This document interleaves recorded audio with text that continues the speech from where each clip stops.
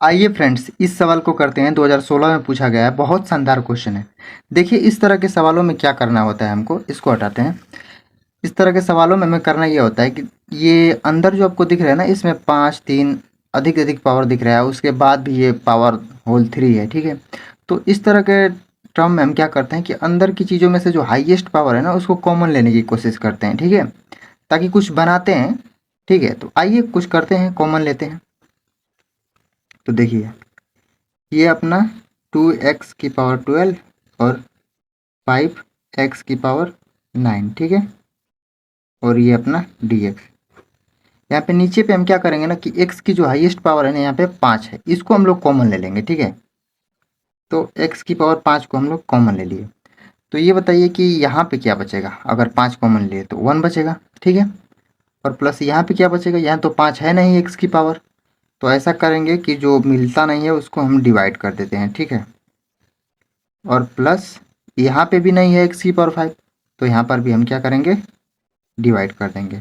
और ये पूरे की पावर अपनी चल रही है कितनी, 3, ठीक है। ऐसा कैसे करते हैं, देखिए, इसमें फिर मल्टीप्लाई करेंगे ना तो आपको यही चीज़ मिल जाएगा। एक्स की पावर 5 यहाँ पे हो जाएगा, और एक्स की पावर 5 से एक्स की पावर 5 कट जाएगा, और यहाँ पे भी ये कट जाएगा तो 1 बचेगा, ठीक है। अब इतना होने के बाद हम क्या करेंगे, अब तो थोड़ा सा आप सॉल्व तो कर ही सकते हैं। तो आइए, 2x की पावर 12 प्लस 5x की पावर 9 dx अपन यहाँ पे x की पावर 5 और यहाँ पे देखिए 1।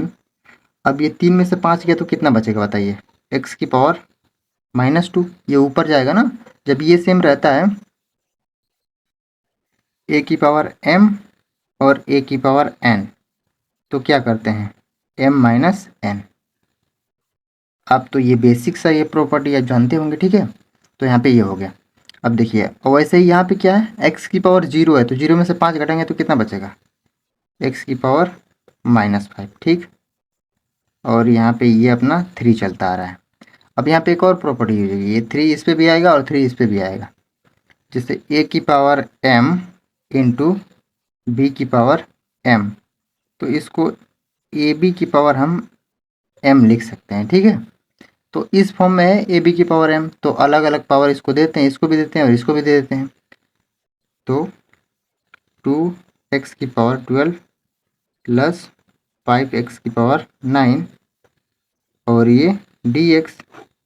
अब ये देखिए, इस पे पावर देंगे तो क्या हो जाएगा, x की पावर 5 और ये 3 इंटू 1 प्लस एक्स की पावर -2 और x की पावर -5 की पावर 3। अब ये तो मल्टीप्लाई हो जाएगा, a की पावर m और n होता है तो क्या लिखते हैं हम, a की पावर mn लिख देते हैं, ठीक है।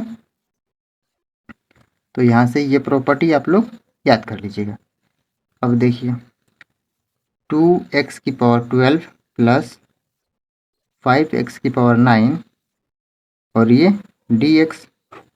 और यहाँ पे x की पावर ये 15 हो जाएगा, और ये 1 प्लस x की पावर -2 x की पावर -5 की पावर होल की पावर 3। अब इतना करने के बाद कुछ नहीं करना है, आप इस चीज़ को तो इसमें डिवाइड कर सकते हो। तो ये बताओ, यहाँ पे भी x की पावर x, मतलब यहाँ पे भी बेस x है और यहाँ पे भी बेस x है। अब इन दोनों में तो इसको डिवाइड कर सकते हैं ना, a प्लस बी बाई सी रहेगा, तो हम a बाई सी और प्लस b बाई सी तो आराम से कर सकते हैं, ठीक है। तो वही चीज़ यहाँ पे कर दीजिए, 12 में से 15 गया तो कितना बचेगा बताइए, माइनस के 3 बचेगा, प्लस 5x की पावर 9 में से 15 गया तो कितना बचेगा, माइनस के 6 बचेगा, ठीक।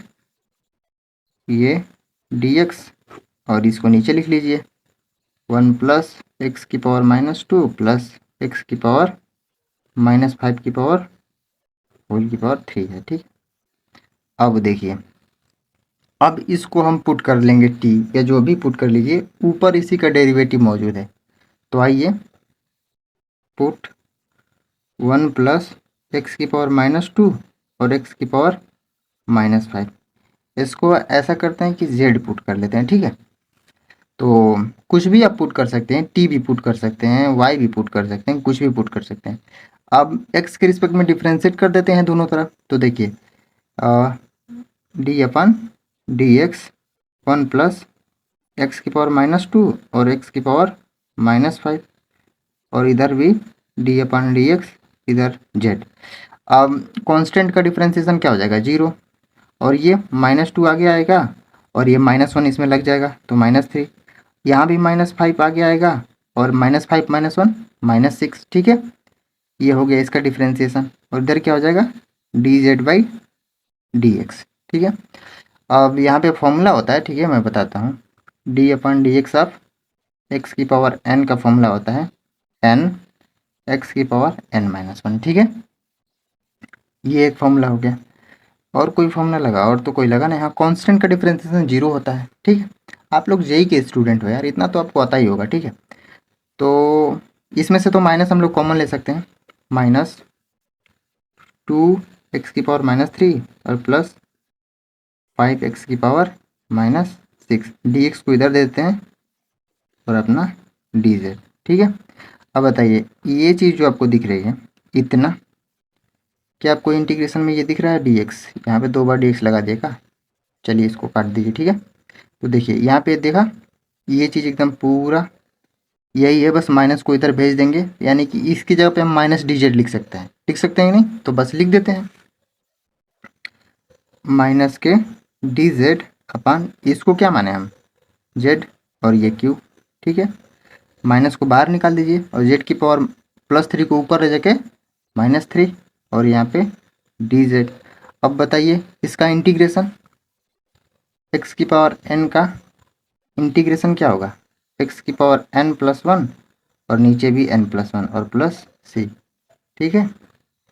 ये होता है फॉर्मूला, तो बस वही फॉर्मूला अप्लाई कर दीजिए, माइनस जेड की पावर -3 + 1 और यहाँ भी -3 + 1 और प्लस c, ठीक है। तो माइनस जेड की पावर कितना हो जाएगा -2 अपन -2, ठीक है। और ये माइनस और ये माइनस क्या हो जाएगा, प्लस हो जाएगा 1/2 और जेड की पावर -2।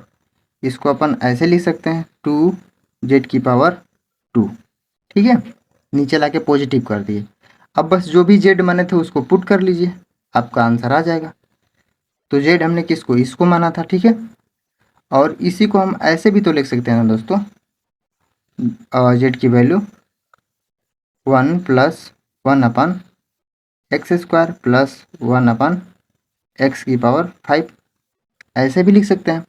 तो जेड की वैल्यू ये रखो या ये रखो, बात सेम ही है, तो यहाँ पे जेड की वैल्यू ये रख देते हैं, ठीक है, 1/2, और जेड की वैल्यू 1 + 1/x² + 1/x की पावर 5 और इसकी पावर 2।